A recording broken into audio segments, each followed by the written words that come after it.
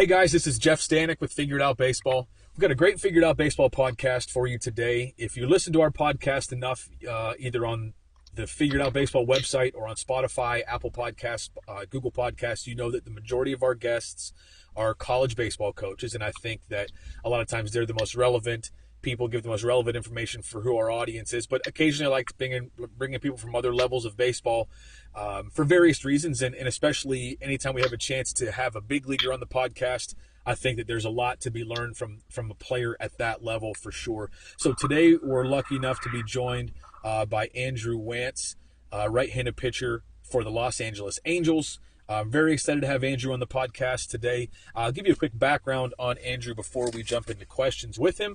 Today's podcast is brought to you by Crossover Symmetry and armcare.com. Andrew is from Holly Springs, North Carolina. He played collegiately at UNC Greensboro. During his sophomore year there is when he really broke out. As a sophomore, he was a first-team all-conference player.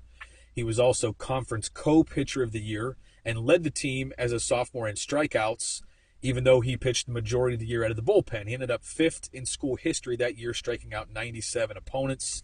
From there in 2018 as a senior, he was a second-team all-conference player, was drafted in 2018 in the 7th round by the Angels, made his major league debut just 3 years later in 2021. On July 4th, actually, the 4th of July, 2021 is when he made his major league debut. He ended up making 21 big league appearances in 2021. He threw 27 and a third innings cumulatively, struck out 38 batters with a 1.24 whip. Really good rookie season for Andrew. So, Andrew, I want to just thank you for being on the podcast today and for taking the time to kind of share your experiences and your stories with our subscribers. I appreciate being here. I'm looking forward to, giving as much knowledge as I can to your audience. I'm looking forward to it. So I typically like to start with something from the bio that stands out for guys, and for you, I'd honestly like to start with something I kind of alluded to, but maybe didn't necessarily in the bio. I'd like to talk about your experience in college. You as a freshman, you were primarily in the starting rotation, but then as a sophomore transitioned to the bullpen, which obviously ended up working out for you pretty well. Would you just kind of start there? Would you be able to talk a little bit about your experience, and maybe there's a specific reason why it happened, but your experience moving from the starting rotation to the bullpen, and all the things that came with that, just both sort of how you handled that as a player, how your coaches presented it to you in a way that hopefully you would be on board with and really buy into, and then just mentally kind of how you went into that spring and how that maybe, if it changed your mentality at all as a player. Yeah, so like you said, I was a starter freshman year, converted to the bullpen my sophomore year, and I guess it was fall of my sophomore year. The coaches proposed, Coach Link Jarrett and Jerry Edwards, they proposed me being out of the pen because I would impact more games per week. If you're a starter, you're only throwing one game a week. If I'm a Friday starter, you got every Friday and that's it. And I was a person, and they knew this going in to sophomore year, that I loved to pitch as often and as frequent as I could. So, they said, would you mind being out of the bullpen? We kind of needed some help in the bullpen. We had a couple freshmen come in my sophomore year who were really good starters. And, I was totally up for it. Like I said, I was able to throw 2 to 3 times a week. And I'm a competitor, so, I wanted to be on the mound as often as I could and impact as many games as I could. And mentally, I enjoyed it more. Like I enjoyed the rush of, coach calls your name, you got to get down to the bullpen, get ready quick. It's a fun adrenaline, every time it happens. So the transition wasn't really hard for me because it's something I was totally up for. And actually I saw great success. Like I said, as a reliever, you're only coming in for 2, 3, 4 innings max. And I was the type of guy I wanted to let it eat as soon as I came in. I wasn't too fond of, throwing 8 innings or 7 innings. Like, that was just a long day. It's a long outing. It's a lot of work, and I was more of a max effort guy for 2 to 3 innings. So,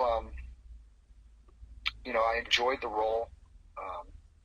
It obviously worked out for me, as you said, and I'm very grateful that the coaches put me in the bullpen because, that's where I am to this day.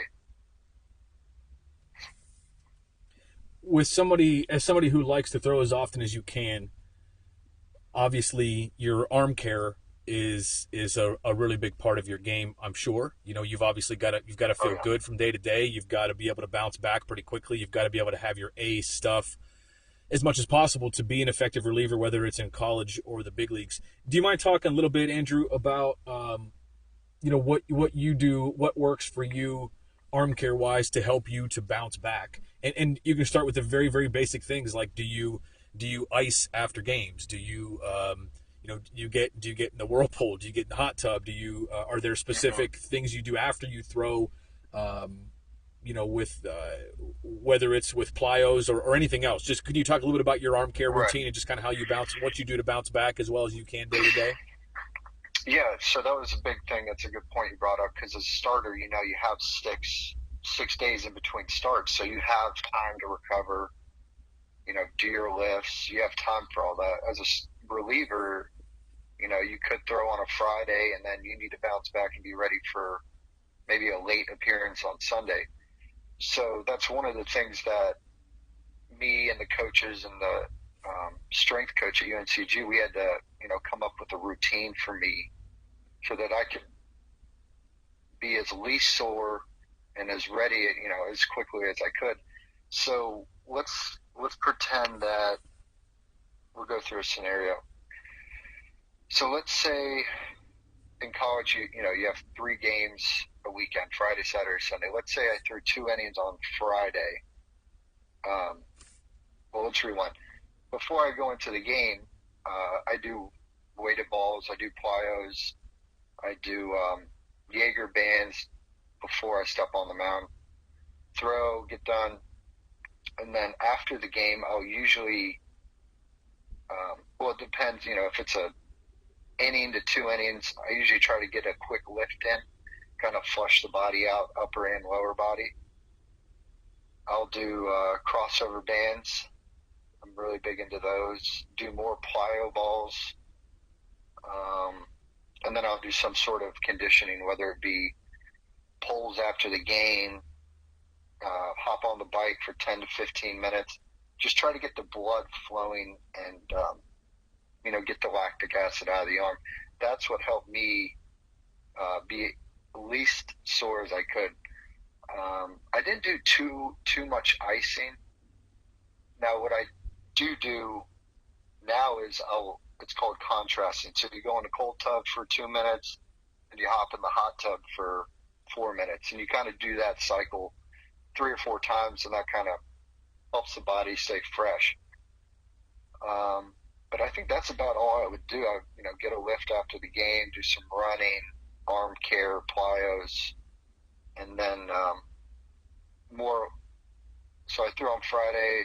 Saturday is an off day, so I'd kind of take it easy on the throwing, depending on how I felt. And then kind of do the whole thing over on Sunday, Jaeger bands before, plyo balls, throw, lift after on Sunday, pretty heavy lift on Sunday. And then if we had a midweek game on Wednesday, I would probably try to long toss either on Tuesday, typically is what I would do. And so then I would be ready for a Wednesday game during the week. What about now as a pro where you have a game almost every day? Right. And throughout the minor leagues and then in the big leagues, has your routine changed at all as you've gotten to this level where it's a much longer season? I mean, I know in college you end up, if you play summer ball, like you can have almost as long of a season, as many games as you do in pro ball. But right. Has your routine changed at all since you've gotten, as you've jumped levels and moved up? And I'm really big on consistency and having a routine. So, I may have tweaked a couple different things, but the overall structure of what I've what I do now is the same as in college. Now there's there's more resources, more personnel at the big league level, but the core structure of what I do to stay fresh, try not to be as sore, it's the same as college. Lifting, make sure you get in the weight room, make sure you do your arm care, crossover bands, plyo balls. It's all the same stuff.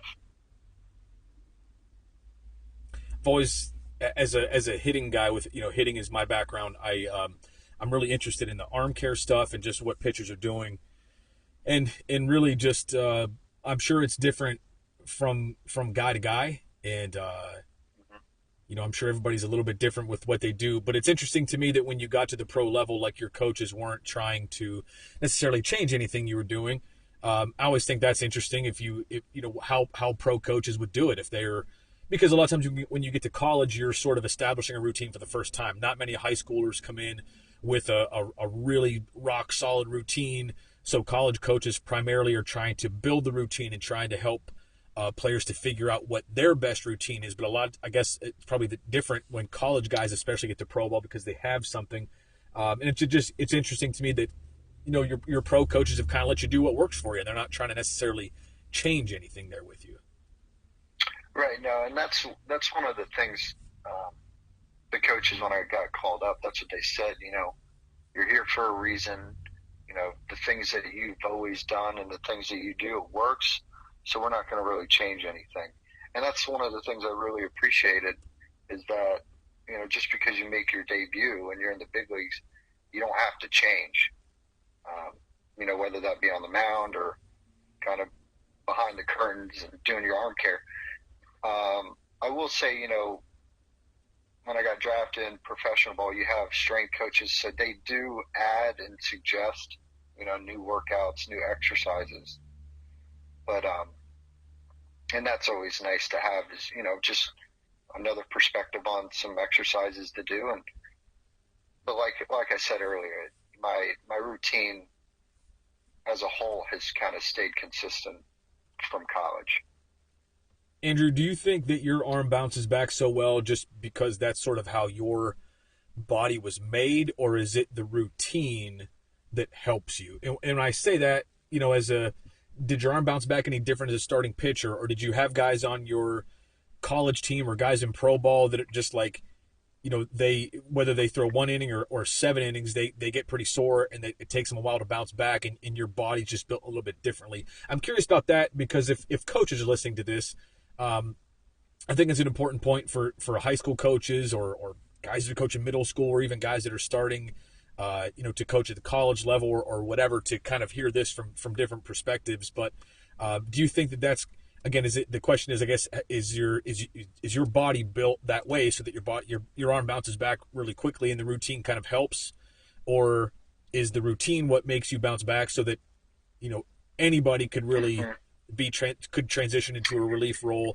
and with the right routine they can figure out how to get their arm to bounce back? Or are some guys just built differently where they're sore no matter what, so they almost have to start or be in like long relief type situations because once they start throwing, like, they're going to need several days to get it ready again? Is that a fair question to ask? No, yeah, completely fair. I would say it's a little bit of both. I'm blessed with a bigger frame, so I'm able to use, I have really strong legs, which comes from, years of lifting and working out.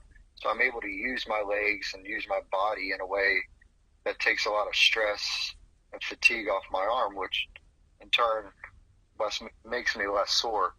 But, as blessed as I am with the body, like, whatever you put into your body, lifting, staying consistent with arm care, like, your body will give that, it shows. So I've really, I've taken my body serious for a lot of years, and I think that's helped me recover. I do a lot of working out. I do a lot of arm care every day. So I think it's a little bit of both. Yeah, body size, body structure, how you throw, how consistent is your delivery. All that plays a factor in soreness, and with the right routine when it comes to arm care and etc., that'll help as well. I'd love to talk with you a little bit about your workout routine, and I want to talk about your off-season stuff as well. But I'd like to talk about in-season at this point. I mean, you're a bigger guy, but it's it's Right. not totally that way by accident. Part of it's God-given, and part of it is the work that you've put into it. But just I'm curious about your in-season workout routines and kind of what the goals are behind that. Are you and if it's different, you can talk about the difference between what you did in college and now. It's a little bit of a different game as far as how often the team is playing and things like when you for sure know you have off days, things like that. Um, Right. but I'm interested to see kind of what the goal is when you're lifting. Are you doing full body stuff every day? Are you trying to go at things pretty heavy? Are you trying to go a little bit lighter weight and more reps? Are you do you have a goal of flushing, or do you have a goal of kind of gaining or maintaining? Just sort of curious what the workouts look like for you during your season. Okay. During the season, I'm not as focused on, building mass, getting stronger. I'm trying to, during the season, it's more a maintain what you've done in the off season, the strength you've made in the off season, maintain that through the year, along with flushing. I mean, flushing is very important, whether it be conditioning, icing, arm care. But during the season, like I said, it's not as much heavy lifting. It's more about, let's keep our flexibility. Let's keep using the muscle, but we're not putting it under intense stress like we do in the off season, because you have games every day and it's a long season, so you can't really wear your body out in the weight room when you need to be performing on the field. So you also got to listen to what your body's telling you. If you're squatting 2 times a week and you don't feel good on the field, then you have to realize and understand, like, hey, I need to back off the weight room. So it's all about understanding your body, knowing what your body needs.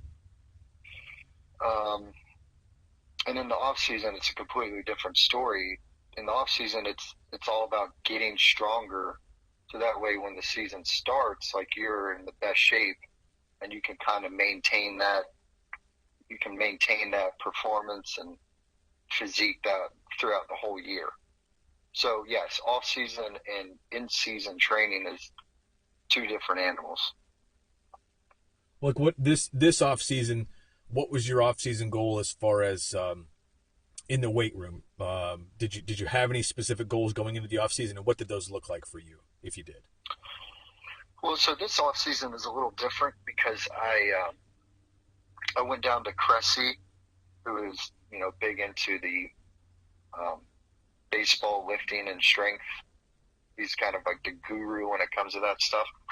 So I went down to Cressy, got an evaluation, and what he does is he personalizes the workouts to what your body needs. So let's say, my land leg needs to be strengthened, or, I need a better lead block leg. Like, we need to work on that. So this off season's been a little different, and I don't really have any goals when it comes to, all right, I want to be able to squat 500 pounds. I want to be able to deadlift 700 pounds. That stuff's kind of, behind me. I'm not really into loading the bar and trying to, do these Olympic lifts like I used to. So nowadays it's more, the workouts are more specific to my body type and what my body needs. But at the same time, like, I do squat, I do deadlift, I do upper body stuff. So I am getting stronger, but, I'm not bench pressing, I'm not squatting and deadlifting, and that's all. Like, it's more complicated than that. Is that because you have already built this base of strength, or is that just because you feel like there's a better way to do it? And I'll ask that question, Andrew, to thinking about younger players, whether it be high school or college guys. Is what you're doing now a better way to do it, or did you have to sort of progress to get to a point where this could be your off season, lifting program? Did you have to build this base of strength that you've already got to get to this point? Does that make sense? Absolutely. Yeah. Yeah. Like I said, I've been lifting since high school. So I know that I'm strong enough. And now I'm at the point where, all right, I have the strength that I need to compete at the highest level. How can I make my body move better with that strength? So yeah, you're 100% correct. I have the strength. Like, I've been lifting for numerous years. So I have the strength to do what I want to do. I just want to really emphasize and focus on how I can utilize that strength to to the fullest. So before we started recording, you said that you do give some lessons now, and you have for the last couple of years, and it's something you really enjoy.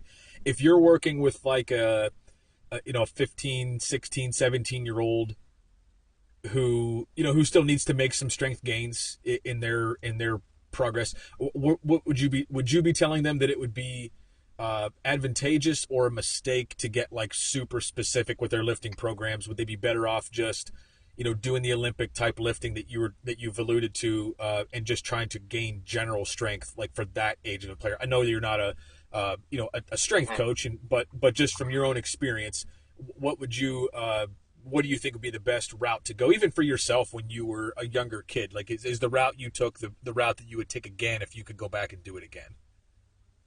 Yeah, if I could do it again, I wouldn't change a thing. And you're 100% right. I think 15, 16, 17, 18-year-olds, they need to build the strength. That's very important. And I don't think, I'm not sure if parents understand that, how big an impact strength when it comes, from the weight room has on the field. That's when I saw my biggest jump my sophomore year, after my freshman year and into college. Like, I got really into lifting, and that's when I saw my biggest jump in velo. I wasn't as sore. So strength is a crucial part in just about everything in baseball, I would say. So yeah, high schoolers, they just need to focus on getting strong. And Olympic lifts are fine, I was squatting, deadlifting, bench press. I usually do dumbbell bench pressing instead of barbell just because it's easier on the shoulder. But that's about the only thing different, like you said, for high schoolers, just get strong at that stage of life. You also, Andrew, mentioned conditioning as part of what you do now, and I don't think that that's something that a lot of people would associate with Major League Baseball is the conditioning aspect of things. Maybe it's because people don't see guys doing it, or maybe it's just something that's not talked about a lot. But I'm curious as to what kind of conditioning that you and some teammates do, and and maybe how often you're doing that sort of thing. Is it just after on days you throw, or is it something you're doing pretty regularly regardless? But I'm interested in the conditioning side of things to see what guys at your level are doing. Yeah, so we get to the field depending on the game time, but typically around noon, 1 o'clock. And then you kind of go in the weight room, go to the trainers, whatever you need to get worked on that day. If you need to, if your hamstrings are tight, go in the weight room, stretch your hamstrings. Very generalized stuff at that point. And then, we go out and throw, and then we have like a little conditioning session, whether it be football routes or, change of direction work or sprint work. And then, let's say I throw on that night. After the game, I'm in the weight room. There's treadmills, run on the treadmill. If it's a longer outing, I'll typically kind of increase the length of my conditioning session. I may run for 10 minutes on the treadmill. So yeah, it's just about every day we're doing some sort of conditioning to flush the body, stay in shape. So it's a lot more than I would say the average person sees. And I think a lot of average people out there think that maybe staying in shape is not that important for baseball players. Could you just kind of touch on real quick why you do think that's important? why that's something that's still focused on for guys that are pitching at the highest level?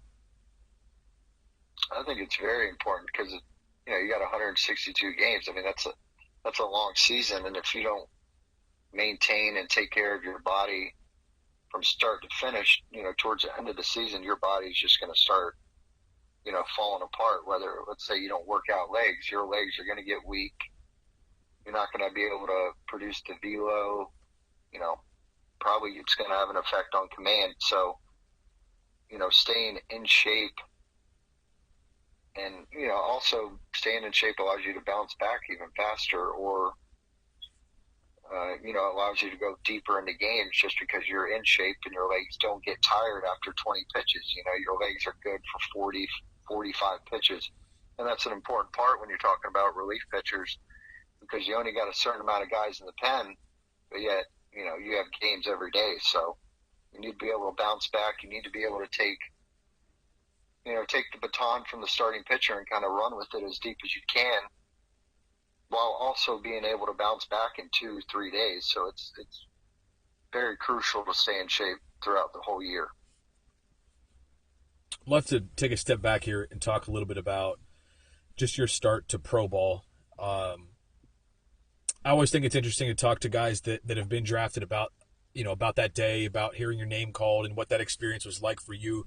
I think each guy's story is a little bit different, and I think they're all pretty interesting. Can we go back and talk about that? Do you recall much about draft day? Do you recall much about that? Was it something that were you kind of sitting there waiting to hear your name called, or were you doing something to kind of keep yourself busy and wait until you got a call? Or I'm just curious about how that day went for you and what it was like to hear your name called by the Angels.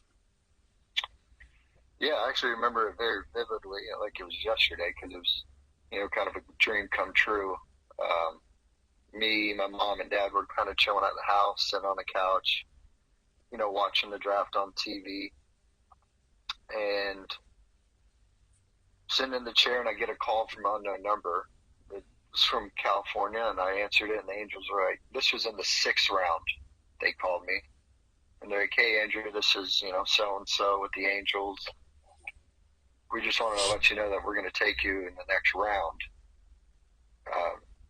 So you can imagine my reaction. I didn't really say a whole lot. I said thank you, and, I'm looking forward to it. And then we're kind of waiting there for a couple minutes for the next round to roll around, and Angels picks coming up, and, mom's crying, dad's crying. And I was just kind of sitting there speechless, and then you hear your name, and it's just kind of like a surreal moment. All the hard work that you put in, all the sacrifice, it paid off, and it was something I'll never forget, that's for sure. At what point did you think you had a shot to play pro ball? When did you make some jumps that made you think this could be something that could legitimately happen for you? Or when did you kind of start hearing from scouts for the first time showing interest in you? What was it in high school? Did you take a big jump in college at some point when you started to get some interest? Mm-hmm. Yeah, actually, I didn't have any interest out of high school. Yeah, I didn't throw hard. I was a strike thrower, average off-speed stuff.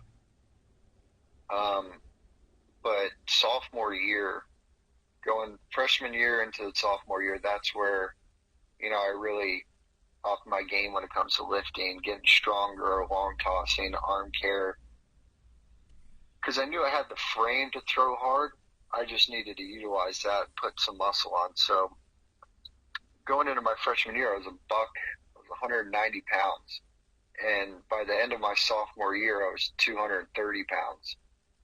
And that's kind of when I started, throwing hard, working on off speed. And like you said, kind of in the beginning of the bio, like sophomore year was kind of my breakout year. And that's when I knew I was like, all right, I got a shot at this. And I was fortunate enough to play in the Cape Cod League my sophomore year, which got me even more exposure when it comes to scouts and stuff. So I would say sophomore year and sophomore summer up in the Cape Cod League is when I really started to think like, hey, this may happen if I keep my head on straight, stay out of trouble, keep doing what I'm doing. And, it was about sophomore year I knew that I had a shot. you said something there that I can't help but kind of make a note of and want to talk to you more about is keeping your head on straight. Um,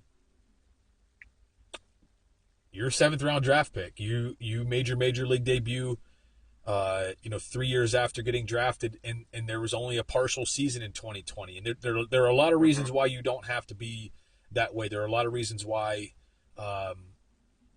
you could have a much higher opinion of yourself, I guess, or and be a lot less accommodating to other people, a lot less humble if you chose to be. But why is it that you stay like you are, and who or what has made you this way? Why are you like you? Why are you like you are? Where you really you want to keep your head on straight and be that kind of a person? Why are you that way? And I guess what are the reasons behind that? Right. I got to give all the credit to my parents. They raised me to be humble. They're both school teachers, so growing up in a household with both parents being school teachers, academics was extremely important because they knew both my parents were athletes.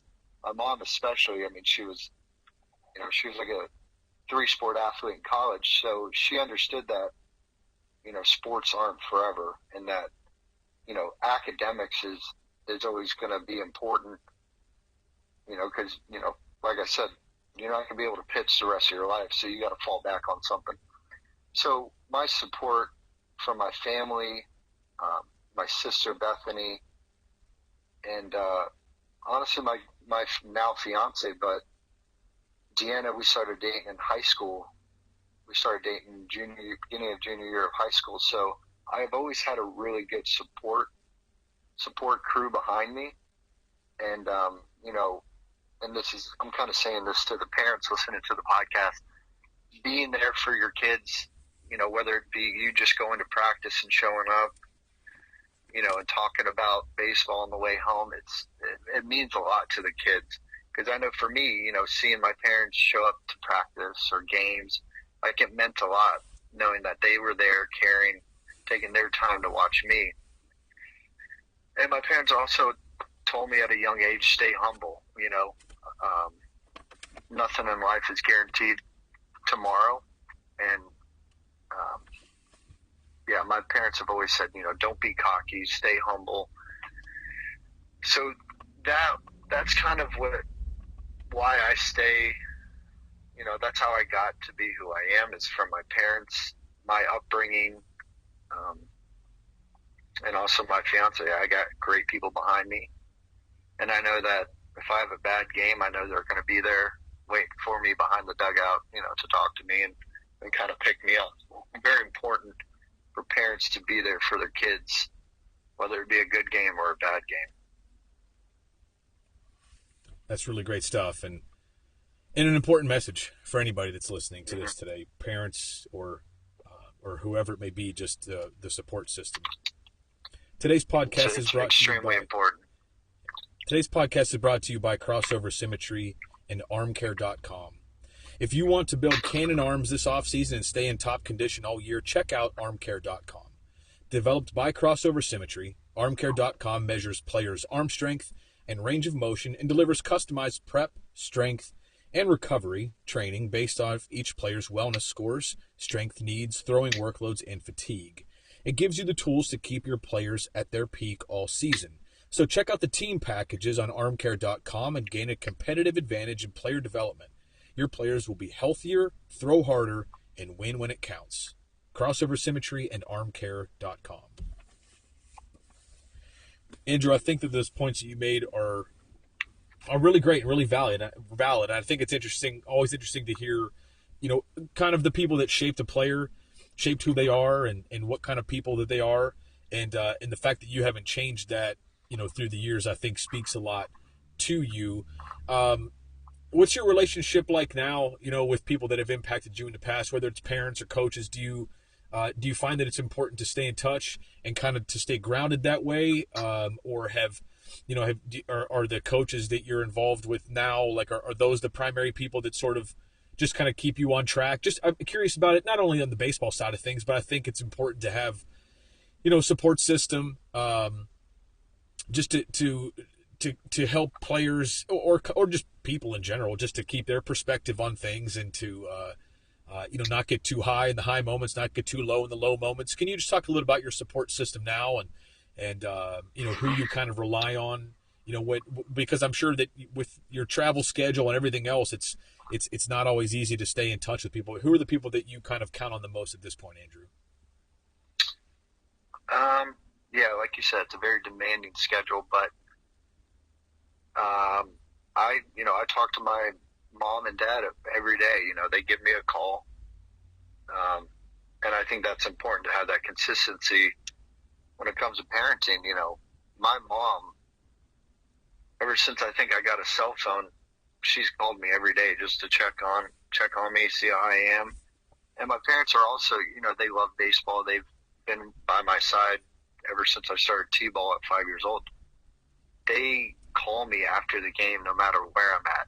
And it's hard on them because, they're school teachers. They get up early and I'm out in California, which is, 3 hours behind, but they make the effort, and it means a lot that they show so much care and support calling me at 1 a.m. I call them at 1 a.m. Eastern time once our game's over. So during the season, it's my family and close friends. That's my biggest supporting crew, if you will. Also my fiance, I FaceTime her all the time. But in the off season, I still talk to coaches from, high school on. I talk to my high school coach. He shoots me texts during the seasons, like great outing, and we'll have a short conversation over text. And my pitching coach, Jerry Edwards, me and my buddy, Matt Frisbee, who's with the Giants, we actually stayed at his house down in Jacksonville, Florida this offseason, driving down to Cressy. So to me, I don't want to forget where I came from because that's extremely important to me. And I wouldn't be where I'm at today if I didn't have, my high school coach, college coaches, whoever it may be. You got to stay in touch with those guys because they've impacted my life so much. I want to switch gears a little bit again and talk about something else you brought up a little while ago, and I'm kind of interested in how it's progressed since then. You said in high school you were a strike thrower that had average off-speed stuff. I'm going to guess now that since you struck out 38 guys in 27 big league appearances that your off-speed stuff has improved a little bit, as well as some other stuff, I'm sure. Yeah.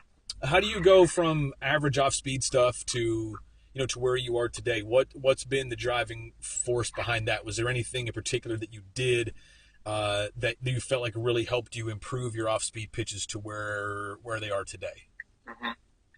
Well, I'll take it back a little further.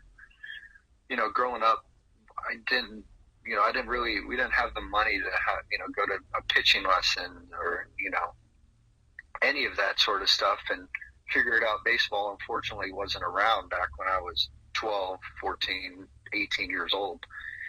So I was kind of on my own other than having my, high school coach help me out.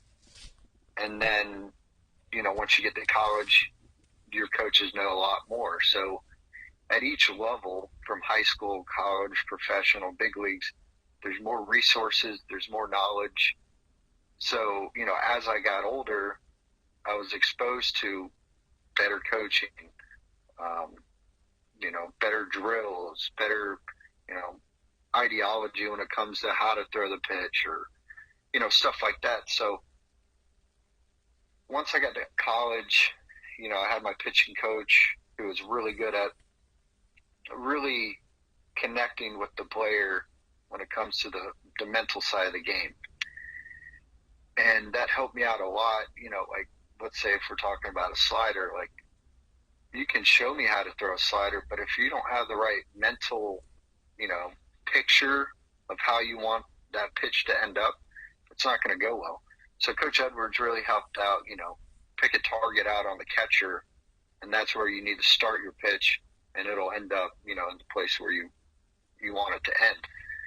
And then once you get into pro ball, technology really kind of takes over. and you have Rapsodos, and you have TrackMans and Hawkeye, and all these technologies that really weren't a big thing when I was in college. So seeing the analytical side of how my pitches are moving, and you have slow motion imaging of, how you're releasing the pitches, that kind of, you're able to develop your pitches, way better than, just kind of having a one-on-one lesson with somebody.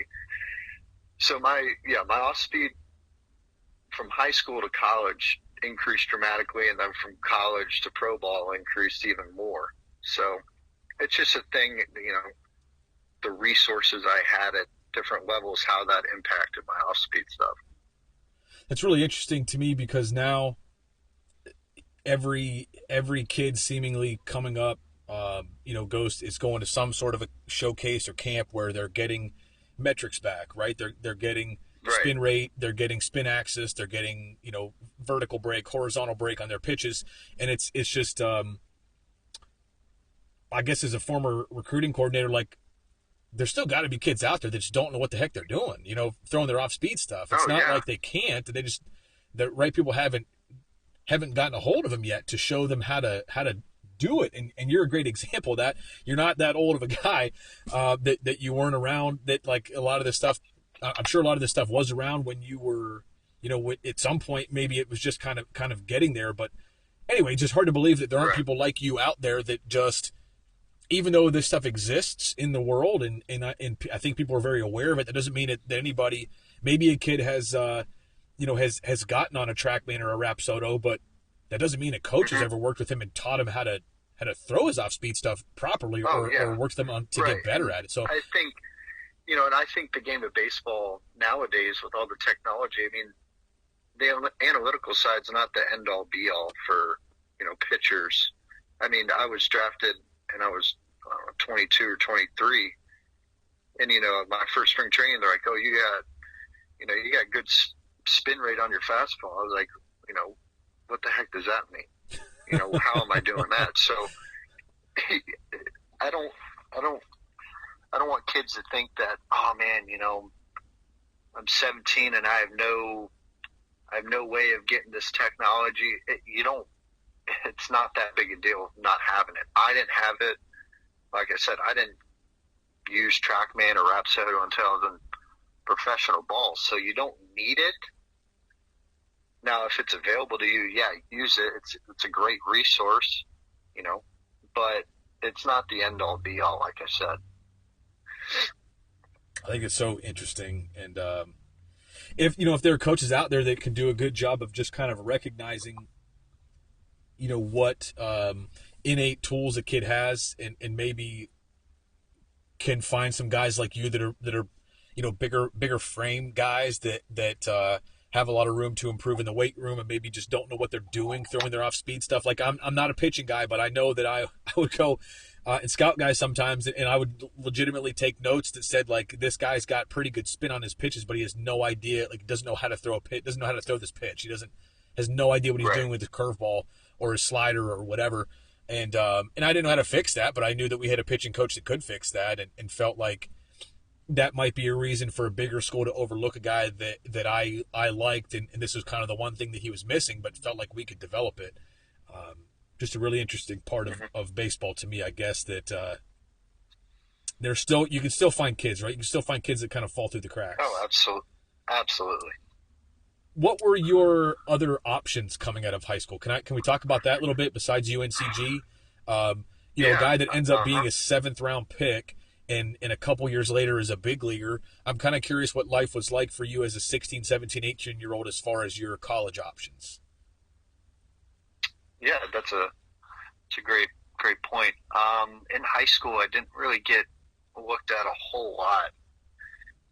And I will say, as any kid, I would imagine, you see yourself, I want to play for, in my case, NC State or UNC. You want to pitch for these big D1 schools. But I think kids need to realize it's not all about the big Power 5 schools. It's about going somewhere where you can develop your craft you will play, as a freshman. You don't have to worry about, you go to a big D1 Power 5 school. Who knows? You're probably going to redshirt your freshman year and, waste a whole year experience. So when I was in high school, I didn't get much looked at. I got looked at by UNC, Wilmington, App State, and then UNC Greensboro.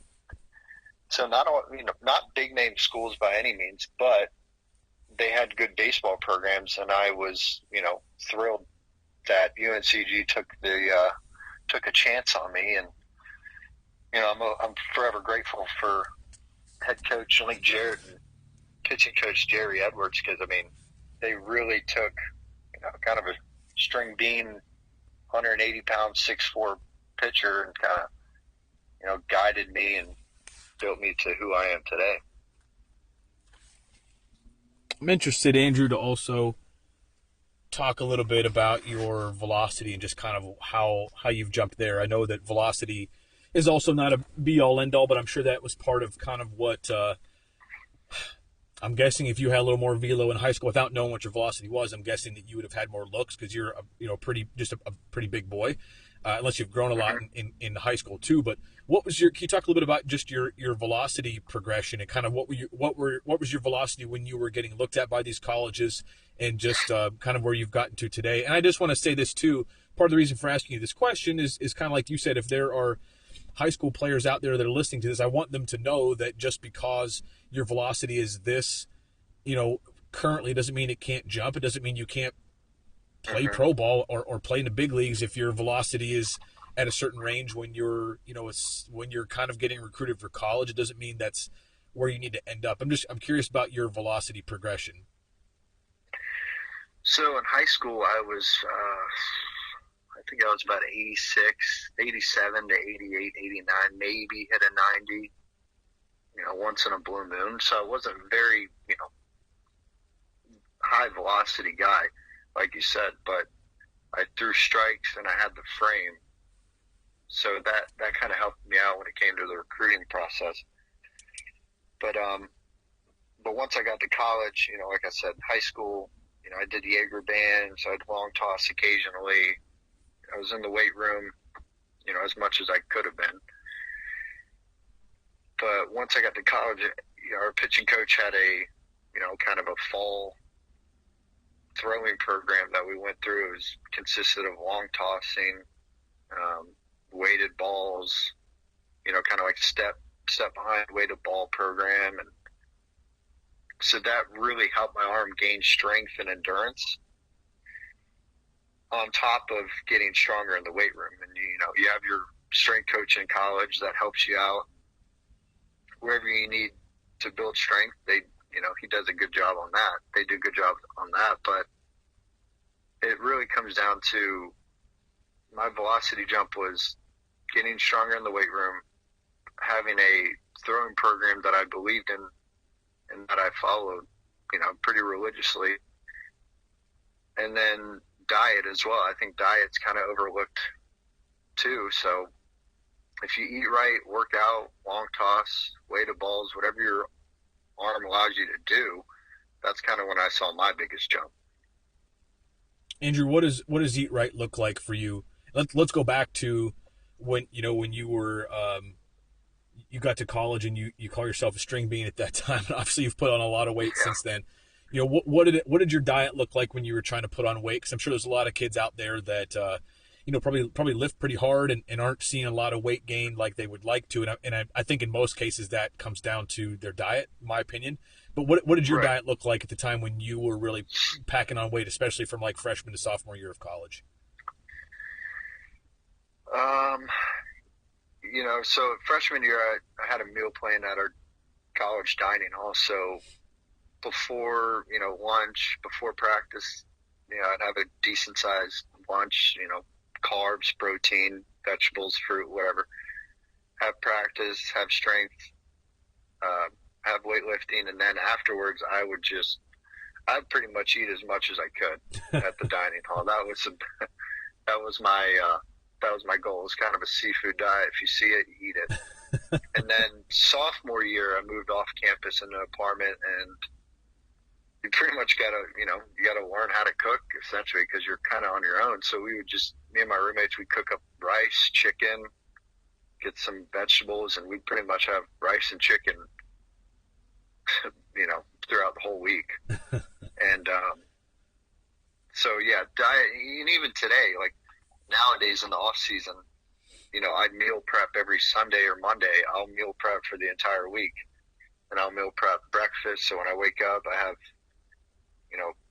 breakfast, potatoes, eggs, sausage, bacon, whatever, and then lift, throw, and then when I come home, I have chicken, rice, broccoli, Brussels sprouts, and a protein shake, and then I'll probably usually have the same thing for dinner. So I think for me, eating right and fueling your body is just as, if not more important than what you do in the weight room and what you do on the field. A couple more things, Andrew, before I let you go, if you still have a little bit more time here. Mm-hmm. I would like to ask you about a couple things, I guess, that are still that are on my list. I think I'd like to get into. I'd hate to not get into. The first thing I want to ask you is just kind of what kind of pitcher you are. You strike out a lot of guys at this point, but do you consider yourself a strikeout pitcher? Do you go into an at bat with the goal of striking guys out, or is that just a result of making good pitches? Do you consider yourself a strikeout pitcher? And if not, like, what is your goal? For every at bat, is it weak contact and you just happen to miss bats? Is it just kind of curious about what your mindset is now as a pitcher, and if you do consider yourself a strikeout pitcher? I have never, and probably will never, view myself as a strikeout pitcher. To me, that's not something I don't think is smart, because let's say, I'm just going to give an example. Fernando Tatis is up to bat, and I'm like, all right, I got to strike him out. And you don't strike him out, well, then you're kind of bummed because you didn't really reach your goal. So, you're kind of flustered because you didn't strike him out. My philosophy is one pitch at a time, execute each pitch the way it needs to be executed, and by the end of the at-bat, hopefully, it's a good outcome. Now, I will say, what I do strive for each at-bat is weak contact. If you can get weak contact, you'll never be in trouble. I actually had I got lessons by this guy in my local town, and his philosophy was, for a pitcher, your goal is to not let the hitter get 100% contact. Because if you can do that, you'll never find yourself in trouble. Yeah, you might get a blooper or, a little dribble or through the hole, but that's just how baseball is. So my main goal is execute pitches, don't back down from anyone or any situation, and just trust yourself. You got to be able to trust yourself in this game and have confidence. That's an awesome example. It's funny talking to somebody like you. And then you mentioned, like, when you face Fernando Tatis, and it's like, oh man, you do face guys like that. Like, I don't know, it's just kind of a cool conversation for me to have with someone like you. Very cool stuff. And that's kind of something I learned, this year being a rookie. You're always at home watching baseball, and you're watching Aaron Judge and Stanton and Tatis and all these big name guys, and then little do you know. And, I end up facing them, and you're like, oh my gosh, I see this guy on ESPN Top 10 for hitting a grand slam every other night. What do you do? How do you handle the situation? And, the catchers and the pitching staff at the big league level, they always preach on, trust your catcher, trust the work we do behind the scenes on learning what a hitter does and his tendencies. So you have to really trust the catchers, and that's one thing I have. I have so much respect for the catchers on the Angels last year, Max Stassi and Kurt Suzuki. I mean, these guys study each hitter of every team for hours and hours. So it gives me peace of mind when I'm, I've got second and third, one out, bottom of the eighth inning, and Fernando Tatis comes up. I'm not that worried because I know the guy I'm throwing to has done all the work you could imagine. So it makes my life easier knowing that I have some of the best catchers in the game, along with, the best guys behind me in the field. So it's not I wouldn't say it's as stressful as you think it is. I mean, because it is stressful, but there's peace of mind knowing that you're going to battle with some of the best baseball players in the world. So that always makes it better, makes it easier. This wasn't one of the questions I wanted to ask, but I think it's a really relevant question now that you bring that up. How much time do you spend prepping on hitters, or is it something that you do trust your catchers on? And I ask that just as, you hear different guys talk about different things. And I'm a big, for people that listen to this, they know I'm a big Pirate fan. It's, I grew up in this area and just have been a Pirate fan my whole life. Yeah, you and my mom would be best friends. Right? We can lament together this coming year. There you go. But I like to listen to guys after the games and talk about different things. And, you hear from some pitchers that, that they do probably watch a pretty good bit of film, and other guys that say, I just want to trust my catchers, and whatever they put down, I just want to have, full belief in that. So like, I don't watch a lot of video. I don't read a lot of reports. Whatever the catcher puts down, I'm going to trust it and just throw it with conviction. What kind of a guy are you? Do you like to look at a lot of film? Do you like to study the hitters a lot? Or do you just trust that the catchers have a game plan and that you can follow along with them and just trust? And not that it's and I don't want to say that like it's a lazy thing for pitchers to do, but you don't want to be on the mound thinking like is it better for somebody else to do the thinking? Right. So, when I first got called up for the first month or two, I didn't really watch that much film on my own just because, I didn't want to fill my mind with all this stuff. Like, just for a random example, like I'll bring up Tatis again. Tatis doesn't hit, or maybe Tatis hits 2-1 sliders, the best in the league, like, or he hits them really hard, or I didn't like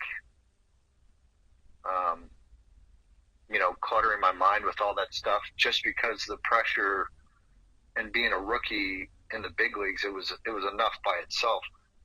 But as the season kind of got on, I started watching more film, kind of going over more stats and more analytics about guys. And probably this coming year, I'll do, I'll kind of increase that as I'm more comfortable with, learning more things about hitters and not getting too overworked and thinking too much. So I didn't watch a whole lot to begin with, but as the season went on, I did more of my own research for sure. With a guy like Kurt Suzuki behind the plate, who's a longtime big leaguer and a very well-respected catcher, as a rookie, were you inclined to shake him off, or did you just, whatever he put down, you were going to say yes because of who he is and his track record and maybe a little bit of like, okay, you've been here a lot longer than me, so I'm gonna go with what you say, rather than kind of go ahead. Well, for sure. I mean, Kurt Suzuki's track record speaks for itself, definitely. So I didn't really need to shake him off because he kind of read my mind, 95% of the time. But at the same time, I know myself better than he knows me. So, if there's an instance where I think this pitch is better, then yeah, and he made it clear, both catchers, they make it clear that, look, this is your career too. Like, if you don't think the pitch I'm calling is right, do not be scared to shake me off. So they made that very clear and made it comfortable for me to know that, hey, if I shake off Kurt Suzuki, who's been in the league for 10 plus years, he's not going to be mad at me when we go in the dugout after 3 outs. So that was nice knowing that, they came up to me when I got called up. They're like, hey, if I call a pitch and you're not going to throw it with conviction, don't throw it. Shake me off and we'll get the sign. We'll get the pitch that you want. So seldomly did I have to shake off. But when I did, it's because I knew that pitch in that situation was the best for me. And I felt that would give me the best result. And, sometimes it works, sometimes it doesn't. So you just got to live with it. But there's nothing worse than throwing a pitch you don't believe will work and you don't have conviction behind it, and you end up giving a home run or a double. It's just the worst feeling. It's happened to me time and time again, so I've kind of learned from it. And I will shake off, a catcher if I think it's not the right pitch. And I think I said, with these guys, I mean, they're spot on about 99% of the time, so you don't have to worry about shaking off too often. And I think that's a veteran thing to do for catchers as well, because especially when you first get called up, like I'm sure they've seen you a little bit in spring training and but they don't see you day to day, and they don't know necessarily maybe what your best pitch is in a certain situation as much as you do. They know the hitter's weaknesses, obviously, but sometimes it comes down to hitter's weakness. Are you going to throw to the hitter's weakness or throw to your strength? And sometimes those things don't match up. So I think that's probably a really veteran thing to do on their part.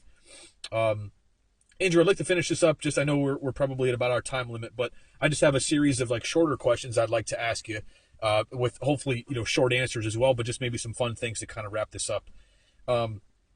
So you've done something that very few people have done in the history, 22,000 people or whatever in the history of the world have ever done, and that's playing a big league game, which I think is pretty great. So I'm going to ask you a couple questions along those lines. When you first got the call, Andrew, about going to the big leagues, who was your first call after you found out you were going up? It was my fiance, because I knew she was up, and we had texted after the game that night, so I knew she was up, so I knew she would answer right away. And then I followed that up by calling my parents, because they were back home sleeping. And it was we were in Oklahoma City playing the AAA Dodgers, and I think it was about 3 a.m. in the morning East Coast time where my family was. So I knew it would take a little bit more time for them to wake up. So I called my fiance, then my parents. What's the best stadium that you got to play in this past year?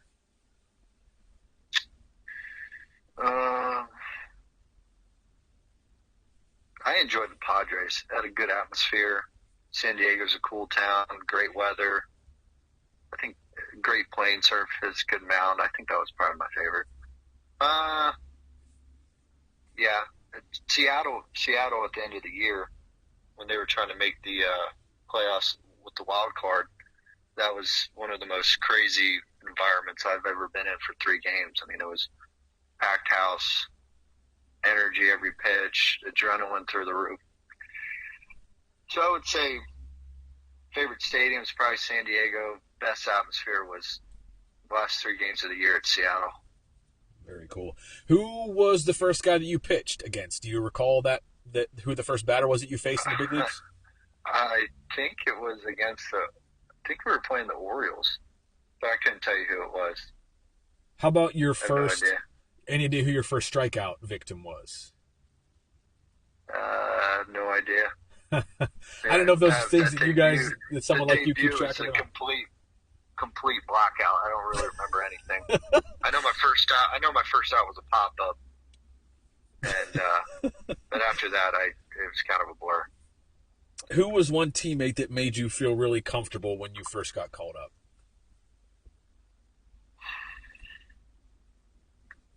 If anybody, or they just let you out there to kind of swim on your own? No. I was kind of going the opposite with it. Everyone, and that's what it made the transition not as stressful and scary, is that all the guys were so welcoming, so nice, so generous, and they kind of make you feel part of the family right away. So you don't recall the first at bat, you don't recall the first strikeout very well, but do you have the baseballs? Did you get the ball from the? Yeah, I'm looking at the first strikeout ball right here. My fiance gave it to my fiance. It's on our dresser, but I have the first strikeout ball, and then my parents on the mantle back home have the first out. Very cool.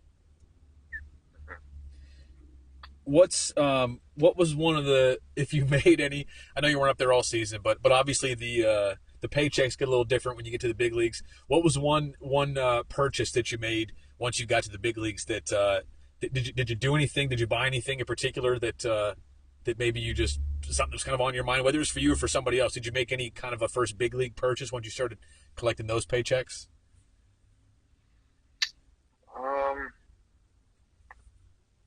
Not really. I didn't really make a big time purchase during the year, although probably my favorite purchase to the day is buying my family dinner and when they came out to watch my debut. That's something that you'll always remember, I'm sure. Absolutely. Did you have any particular wow moment that when you got to the big leagues that was sort of like a, holy cow, I'm here, whether it was looking across the field at someone like an Aaron Judge or a Fernando Tatis or looking at your own dugout and looking down and seeing, Trout or Ohtani or just anybody like that? Did you have a moment that it sort of really hit you like, holy cow, I'm actually here? I think the first time it really hit me, I remember, and I can, see it in my head right now, is pulling up to the stadium from the airport when I got to Anaheim. We pulled in the parking lot. It's an empty parking lot. It's massive. And then in the middle of the parking lot, it's this huge stadium that I'd never saw Angel Stadium before. So when I was pulling up to that, I was like, oh my gosh, we're here. So, and then, you're right. When you walk in the locker room and see Trout and Ohtani just hanging out, you're like, holy crap. But you kind of get used to it pretty quickly.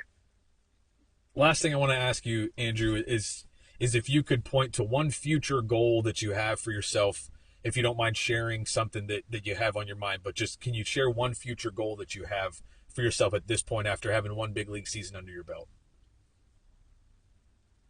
I think my future goal is just to have another big league year. I mean, I could probably say that for the next few years, but just to kind of keep going, because it's hard to get to the big leagues, but it's even harder to stay. So, I think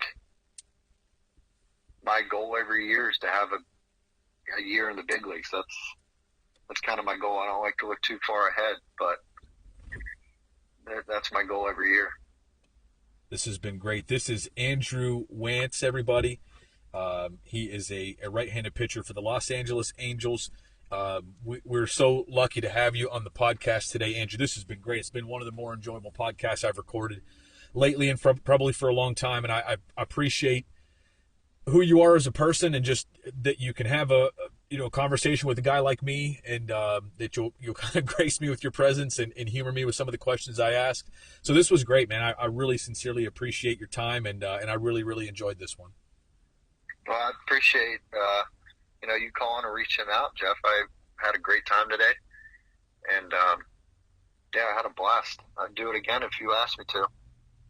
Don't think I'm not going to call you back on that one. Absolutely. Today's podcast is brought to you again by Crossover Symmetry and ArmCare.com. If you have not visited the Figured Out Baseball website, I hope that you'll do so. But we also have videos and podcasts on YouTube, as well as our podcasts are available. This podcast and other podcasts are available on Spotify, Apple Podcasts, Google Podcasts, and more. Once again, Andrew Wantz, everybody, I appreciate your time very much, and best of luck to you this season. Thanks, Jeff.